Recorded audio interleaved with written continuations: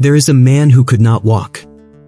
Not because of an accident, not because of illness, simply because, for years, he had made a series of small, almost invisible choices so minor, so unremarkable, that no single one of them seemed to matter. And yet, together, accumulated quietly over time, they had stolen his ability to move freely through the world. And there is another man, the same man, in fact, who learned to walk again. Not through a dramatic transformation, not through a single heroic act of willpower, but through something far more subtle, far more powerful, and far more available to every single one of us. He changed his habits.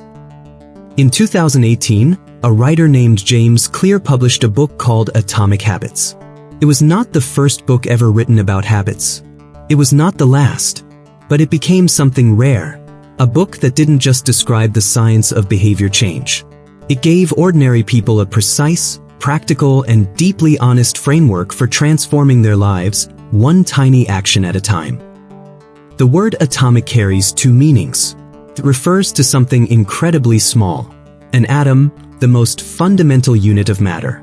And it refers to something with enormous, almost unfathomable power, as in atomic energy. James Clear chose this word deliberately, because the central argument of his book is built on a truth that most people resist believing. The most powerful changes in human life do not come from massive, dramatic actions. They come from tiny habits, compounded relentlessly over time. This is the book we are exploring today. And by the time this video ends, you will understand not just what habits are, but why they form, why they persist, why they are so difficult to break, and most importantly, how to build ones that genuinely serve you. But before we go any further, we need to confront a belief that most people carry without even knowing it. A belief so deeply embedded in how we think about success and failure, effort and achievement, that it quietly shapes every goal we set and every resolution we make. The belief that big results require big actions. It doesn't. The deceptive power of small things. James Clear opens his framework with a thought experiment. Imagine two people. Both are equally talented. Both have equal intelligence and resources. But one of them commits, every single day, to getting just 1% better at what they do. The other makes no such commitment. Now here is the mathematics of that difference. If you get 1% better every day for 1 year, you will end up 37 times better than when you started. 37 times. Not 37% better. 37 times better. Because improvement compounds. Just like interest in a bank account, just like the growth of an investment, the gains of daily improvement multiply upon themselves in ways that are initially invisible and eventually staggering. But the reverse is also true. If you get 1% worse every day for a year, making tiny, barely noticeable retreats from the person you want to be, you will decline to nearly zero. You will arrive at the end of the year as a shadow of who you were at the beginning. This is what Clear calls the aggregation of marginal gains. He borrows the concept from the world of professional cycling, where a British coach named Dave Brailsford took over a team that had almost never won a major race. Brailsford's philosophy was simple, almost absurdly so: find every single aspect of the sport, no matter how small, and improve it by just 1%. The cyclists' seats were redesigned for comfort. The pillows they slept on during travel were optimized. The type of massage gel used on their muscles was tested scientifically. Even the way riders washed their hands, to reduce the risk of illness, was refined. None of these changes, individually, would make any measurable difference in a race. All of them together, compounded over months and years, produced one of the most dominant performances in the history of professional cycling. The British team went on to win the Tour de France multiple times and collected dozens of Olympic gold medals in a single decade. 1%. Every day. In every direction. But here is the problem that most people face. And Clear is honest about this, which is one of the reasons his book resonates so deeply. The same mathematics that makes good habits so powerful makes bad habits so dangerous. And worse, The effects of either kind of habit are almost completely invisible in the short term. You go to the gym once and you don't look different. You eat one unhealthy meal and your health doesn't collapse. You skip one workout and your fitness doesn't vanish. You procrastinate for one afternoon and your career doesn't end. This invisibility is the trap. This is why people abandon good habits, because the results take so long to materialize. And it is why people fail to break bad ones, because the consequences take so long to arrive. Clear calls this the valley of disappointment. The period between when you begin a new behavior and when the results actually become visible. Most people give up in this valley. They conclude that the habit isn't working. They lose faith. They return to what is familiar. But what they don't realize is that progress doesn't move in a straight line. It moves like the surface of ice being heated from below. Nothing visible happens for a long time. And then, suddenly, the ice breaks. The water flows. And what looks like an overnight transformation is actually the product of months of invisible accumulation. You do not rise to the level of your goals. You fall to the level of your systems. This is perhaps the most important sentence in the entire book, and it deserves to be understood deeply. We are obsessed with goals. Set a goal. Write it down. Visualize it. Pursue it. This is the language of almost every self-help framework that has ever existed. And yet, Clear argues, goals are not what produce lasting change. Systems are. Consider two athletes. Both have the same goal, to win the championship. One of them wins. One of them doesn't. But both had the same goal. The goal didn't differentiate them. What differentiated them was the system. The daily practices, the training routines, the habits of recovery and preparation that each athlete operated within. Goals tell you where you want to go. Systems determine whether you actually get there. And here is the deeper truth that Clear is building toward. The insight that the entire book is ultimately about. Every system is the product of an identity. And lasting change begins not with changing what you do, but with changing who you believe you are. The 3 layers of behavior change. Imagine behavior change as 3 concentric circles, like the rings of a tree trunk or the layers of an onion. The outermost ring is outcomes. This is the layer most people focus on. Losing 20 pounds, publishing a book, running a marathon. These are the results, the things we want to achieve. The middle ring is processes. These are the habits and systems that produce outcomes. The diet you follow, the writing routine you maintain, the training schedule you commit to. The innermost ring, the core, is identity. This is who you believe yourself to be. Your values, your beliefs, your self-image, the story you tell yourself about the kind of person you are. Most people try to change from the outside in. They start with outcomes, I want to lose weight, and work backward. And this approach can produce short-term results, but it rarely produces lasting ones, because the behavior is not rooted in anything deeper. As soon as the motivation fades, and it always fades, the behavior fades with it. Clear argues for the opposite approach. Change from the inside out. Start with identity. Instead of saying, I want to run a marathon, ask yourself, what kind of person do I want to become? The answer might be, a person who is disciplined, a person who takes care of their body, a person who follows through on commitments. And then, and this is the crucial step, begin providing yourself with evidence that you are that person. Not through one grand gesture, but through small, consistent actions, each of which casts a vote for the identity you are building. Every time you go to the gym, even for just 10 minutes, you cast a vote for the identity, I am someone who exercises. Every time you choose the salad over the fries, you cast a vote for, I am someone who eats with intention. Every time you sit down to write, even for just a paragraph, you cast a vote for, I am a writer. No single vote wins an election, but enough votes, cast consistently over time, build an unassailable majority. The goal is not to read 50 books. The goal is to become a reader. The goal is not to run a marathon. The goal is to become a runner. The goal is not to learn an instrument. The goal is to become a musician. When the identity is in place, the behavior flows naturally from it. You don't need willpower to do what a person like you does. You simply do it because it is consistent with who you are. But how does identity change? How do you become truly and deeply the person you want to be?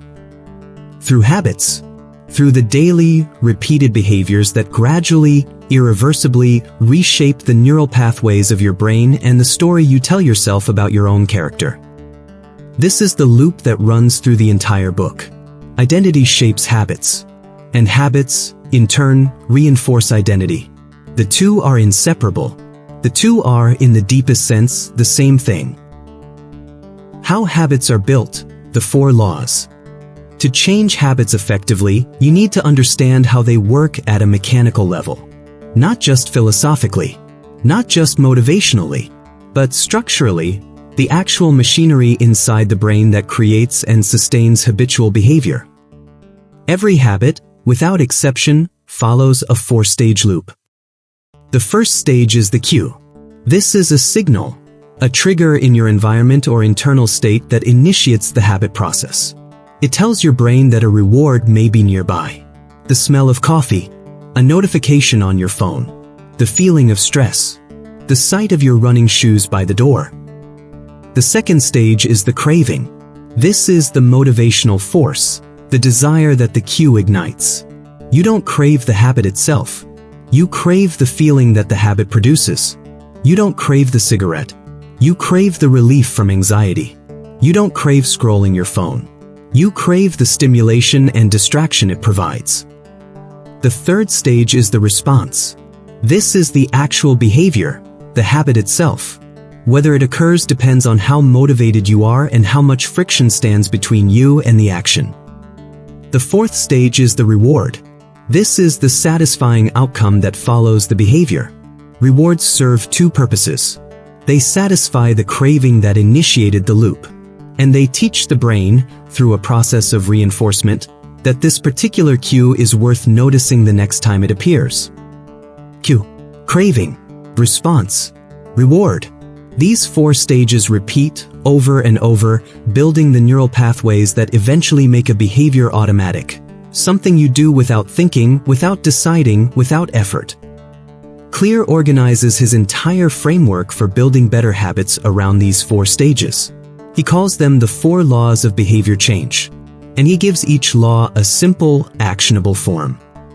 To build a good habit, make it obvious, make it attractive, make it easy, make it satisfying. To break a bad habit, make it invisible, make it unattractive, make it difficult, make it unsatisfying. These 8 principles, 4 for building, 4 for breaking, are the practical engine of the entire book. Let us move through each one with the depth they deserve. The first law, make it obvious. The foundation of every habit is awareness. Most of our habitual behaviors happen below the level of conscious thought. We reach for our phones without deciding to. We snack without hunger. We check our email without intending to. The automaticity that makes habits efficient also makes them invisible. The first step toward changing any habit is to surface it, to bring it into the light of conscious awareness. Clear introduces a technique he calls the habit scorecard. Write down every behavior you perform from the moment you wake up until the moment you go to sleep. Every single one. Without judgment. Simply observe. When you see your daily routine written out in full, patterns emerge that you had never consciously noticed. The automaticity is broken. The invisible becomes visible. But awareness alone is not enough to build new habits. You also need to design your environment so that the right cues appear at the right moments. Clear describes a strategy called implementation intention. Research shows that people who plan not just what they will do but when and where they will do it are significantly more likely to follow through. The formula is precise. I will perform this behavior at this time in this location. I will meditate for 10 minutes at 7 in the morning in the chair by the window. I will exercise at 6 in the evening at the gym on the corner. The specificity transforms an intention, which is vague and forgettable, into a plan which is concrete and actionable. Building on this, Clear introduces the concept of habit stacking. Rather than creating a new cue from scratch, you attach a new habit to an existing one. The formula: after I do this current habit, I will do this new habit. After I pour my morning coffee, I will write in my journal for 5 minutes. After I sit down at my desk, I will review my 3 most important tasks for the day. After I brush my teeth at night, I will read for 20 minutes. The existing habit becomes the cue for the new one. You are not fighting against the brain's tendency toward automaticity, you are working with it, using the momentum of established behavior to pull new behavior into the flow of your day. But perhaps the most powerful insight in this section of the book is this: environment is more powerful than willpower. We are not purely rational agents who make free choices in a vacuum. We are deeply, profoundly shaped by the physical spaces we inhabit.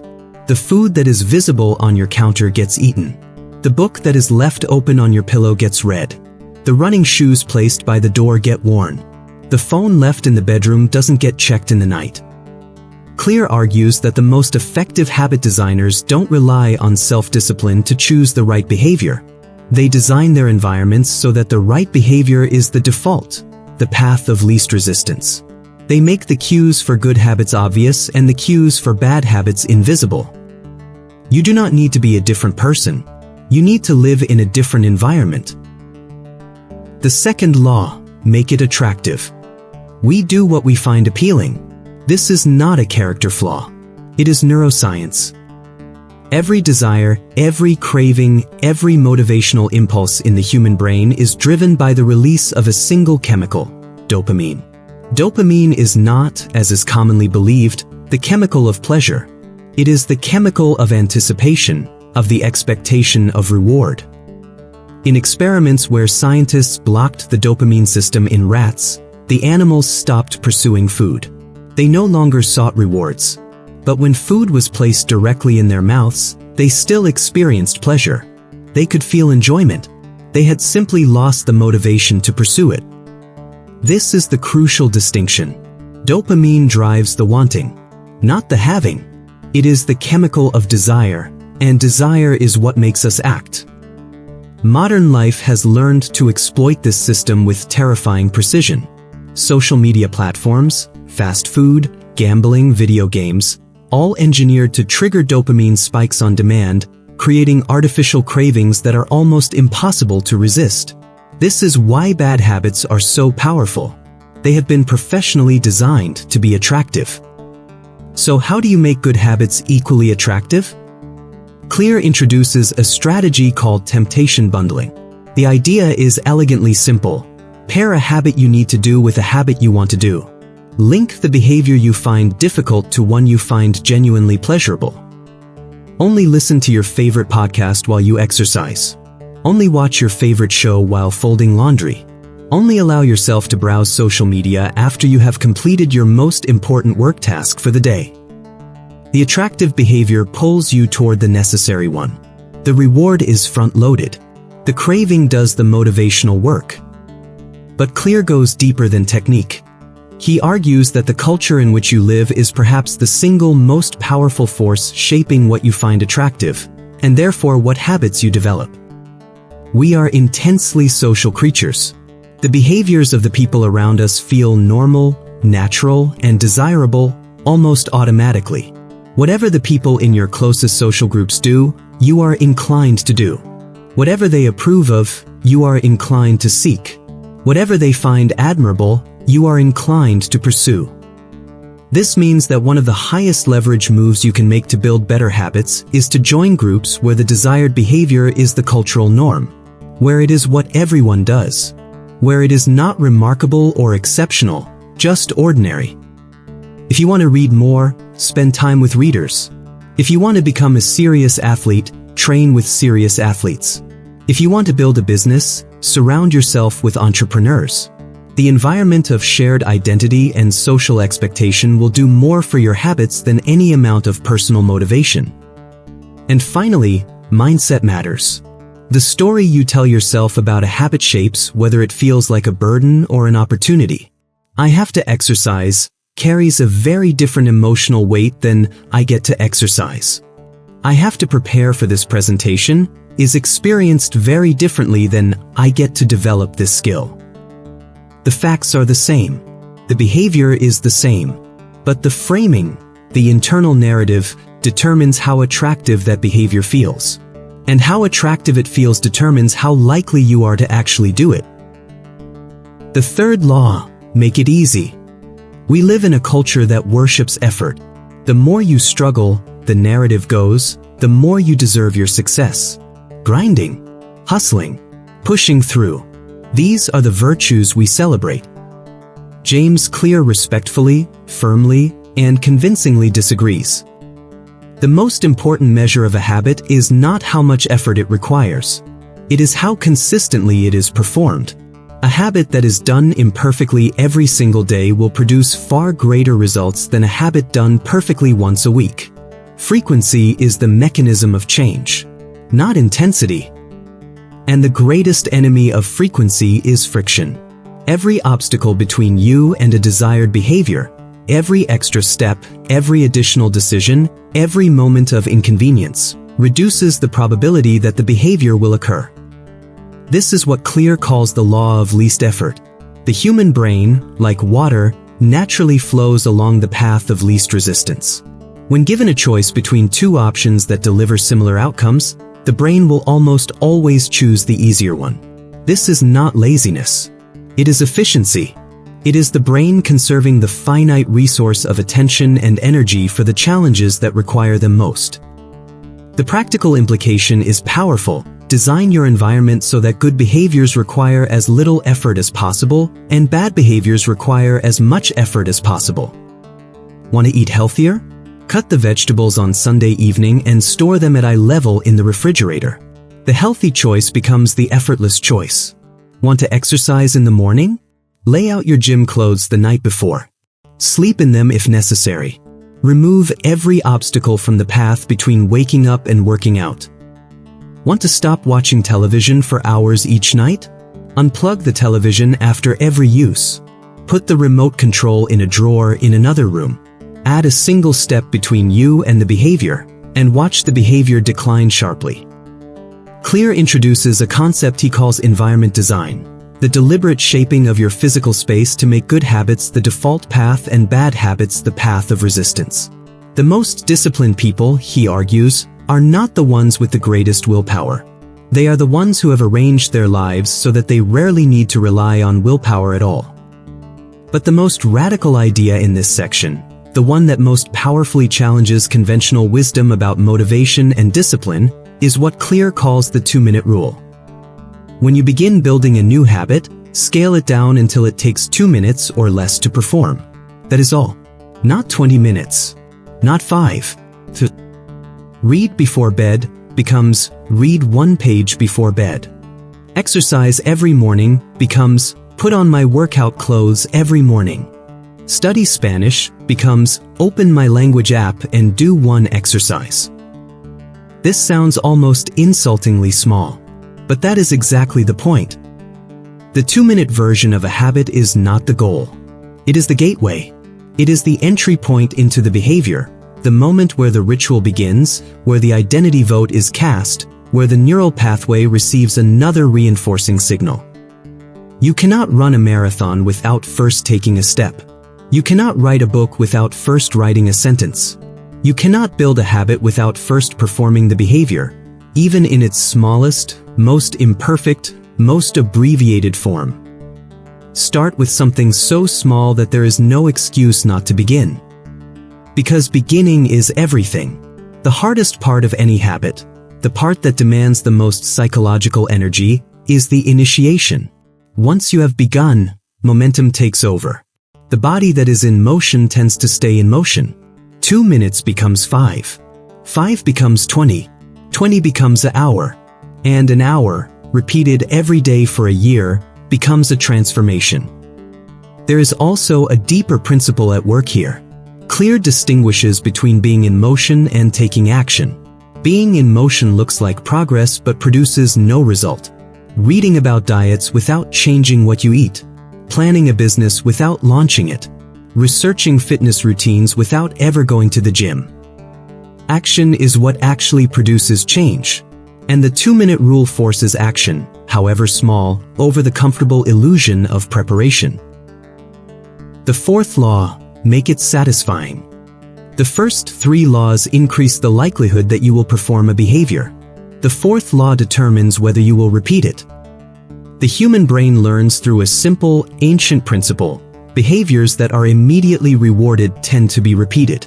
Behaviors that are immediately punished tend to be avoided. This is the mechanism of reinforcement, and it operates at the deepest levels of our neurology. The challenge is that most of the habits that are genuinely good for us deliver their rewards in the distant future. Exercise produces health over years. Saving money produces security over decades. Learning produces competence over a lifetime. The benefit is real, but it is deferred.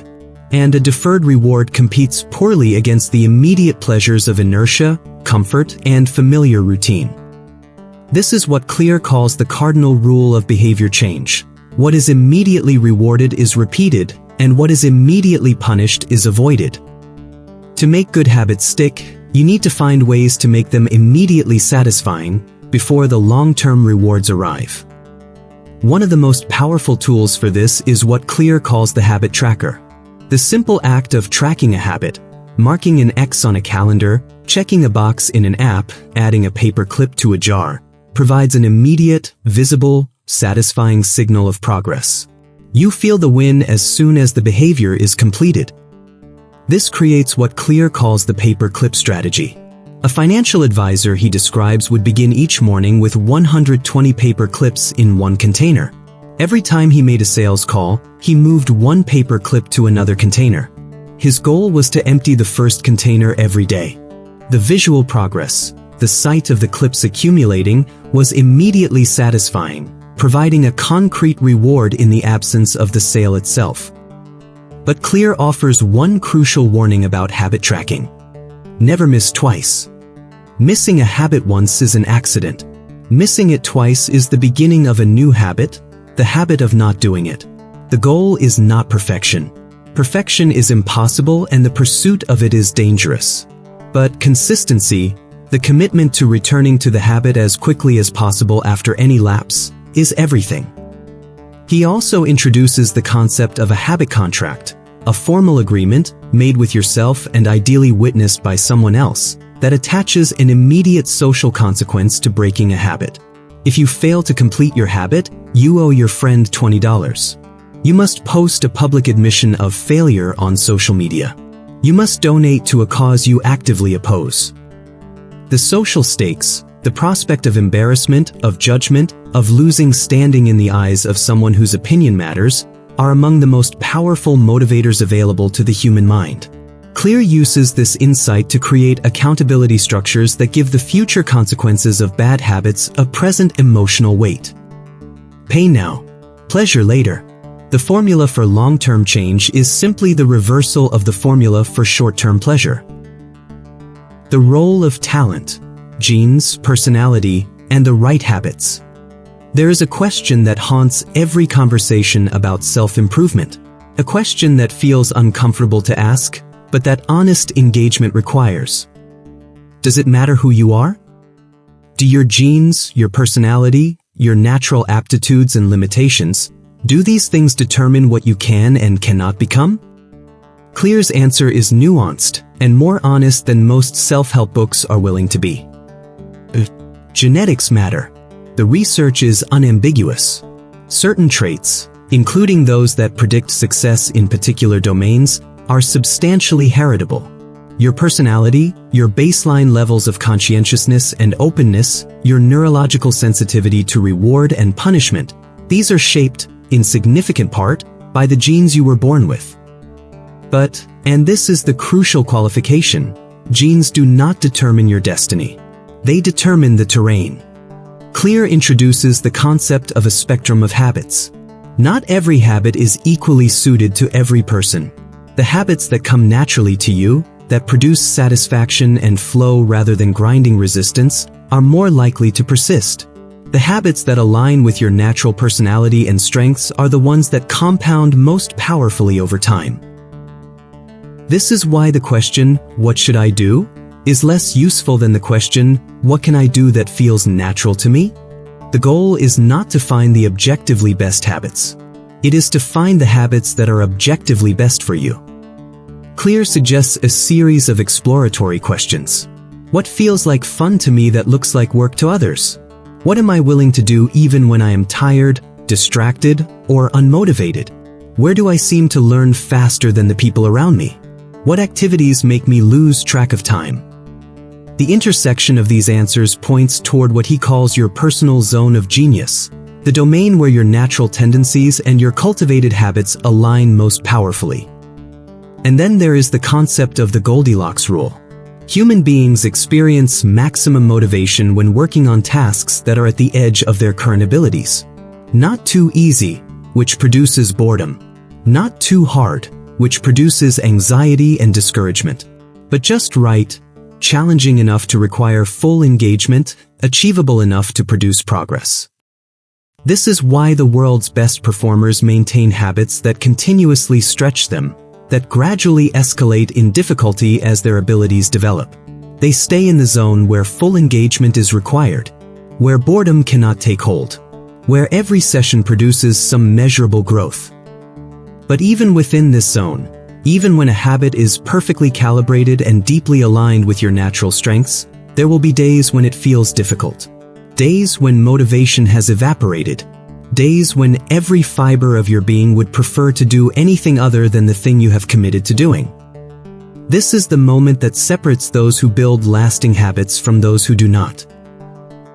The professionals, Clear argues, show up when the amateurs stay home. Not because they feel more motivated, not because the habit feels easier on that day, but because they have made a prior commitment to the identity of someone who shows up, regardless of how they feel in the moment. Motivation is a wave. It rises and falls without warning. Relying on it is building on sand. What endures is identity. What endures is the deep, quiet commitment to being the kind of person who does the thing, even when doing it is hard. The downside of good habits, and why mastery requires more. There is something important that most books about habits fail to mention. Something that Clear addresses with a candor and intellectual honesty that sets his work apart. Good habits, once established, can become a trap. When a behavior becomes automatic, it no longer demands conscious attention. You can perform it without thinking, without awareness, without presence. This is the great efficiency of habits. But it is also their great limitation. Automaticity produces consistency. But it can also produce stagnation. You can go to the gym every day for years, performing the same routine with the same weights at the same intensity, and stop improving entirely.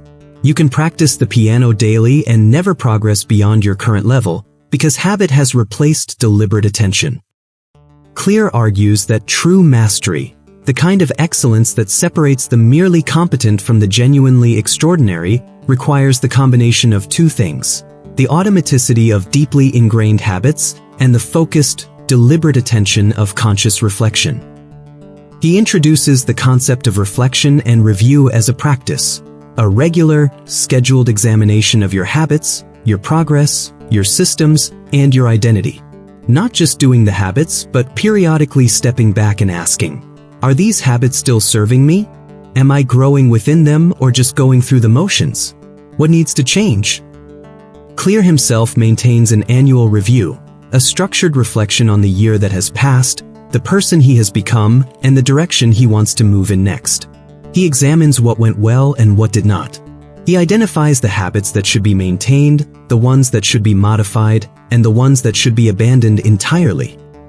This practice of conscious review prevents what he calls the identity trap, the danger of becoming so attached to a particular self-image that you can no longer update it in response to new information and new circumstances. There is a paradox at the heart of identity-based habit formation.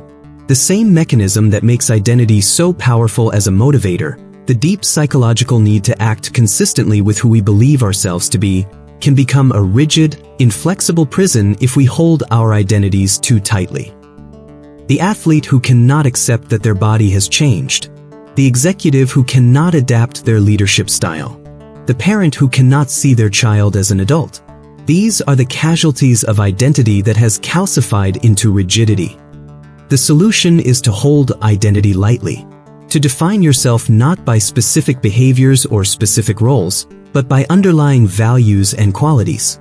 Not, "I am a runner," which could be taken from you by injury in an instant. But, "I am someone who is disciplined and takes care of their health." Not, "I am a writer," but, "I am someone who thinks carefully and expresses themselves with precision." Keep the values. Let the specific behaviors evolve as circumstances demand. The accumulation, what it all means. Let us bring everything together now. Let us see the full architecture of what James Clear has built.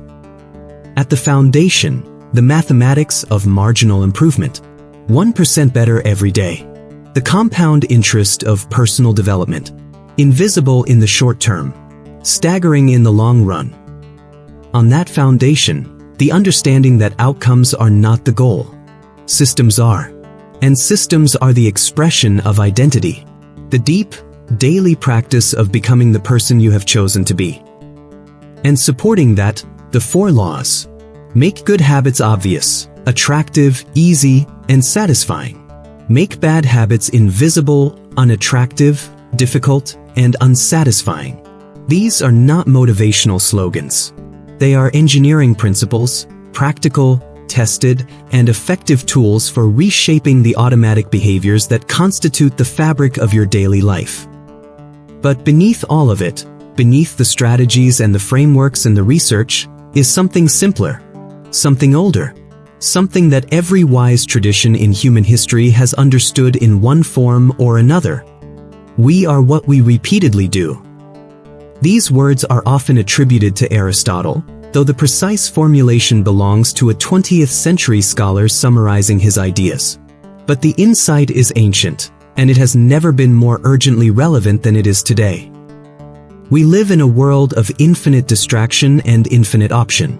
A world engineered by some of the most sophisticated behavioral scientists and technologists in history to capture our attention, redirect our habits, and monetize our impulses. The forces working to shape our behavior are more powerful, more sophisticated, and more deliberately targeted than at any point in human history. Against these forces, good intentions are insufficient. Willpower is insufficient. Motivation is insufficient. What is sufficient, what is, in fact, the only reliable defense, is a system. A set of carefully designed, identity-rooted, environment-supported habits that operate below the level at which manipulation can reach them. This is what Clear is ultimately offering. Not a productivity hack. Not a motivational technique. Not a self-help framework that will feel inspiring for a week and be forgotten by the month's end. He is offering a philosophy of daily life. A way of understanding who you are, how you change, and what it actually takes to become the person you are capable of being. And the answer, when you strip away all the complexity, is both humbling and empowering. Small things, done consistently, over time. Not the grand gesture, not the heroic effort, not the dramatic transformation, but the quiet, daily, often invisible practice of showing up as the person you have decided to become, even when it is inconvenient, even when it is difficult, even when no one is watching. Especially when no one is watching. James Clear ends his book with a question. Not an answer, not a summary, not a call to action, a question. What would you be capable of if you simply never stopped? Never stopped improving by 1%. Never stopped casting votes for the person you want to become. Never stopped designing your environment, adjusting your systems, and returning to your habits after every inevitable lapse. The answer, the mathematics tells us, is extraordinary. But the mathematics requires time, and time requires patience. And patience, true patience, the kind that does not flinch in the valley of disappointment, requires something deeper than motivation. It requires faith, not blind faith, but the reasoned, evidence-based faith that comes from understanding how systems work. From knowing that the ice is being heated from below, even when the surface shows no sign of melting. From trusting the process even when the results have not yet arrived. Atomic Habits is, at its core, a book about that faith, about building the systems that make faith rational, about becoming, through the patient accumulation of small decisions, someone you did not know you were capable of being. You will not change overnight. No book will change you overnight. No video, no framework, no moment of inspiration will do in an instant what only time and repetition can accomplish. But you can change. Completely. Permanently. Deeply.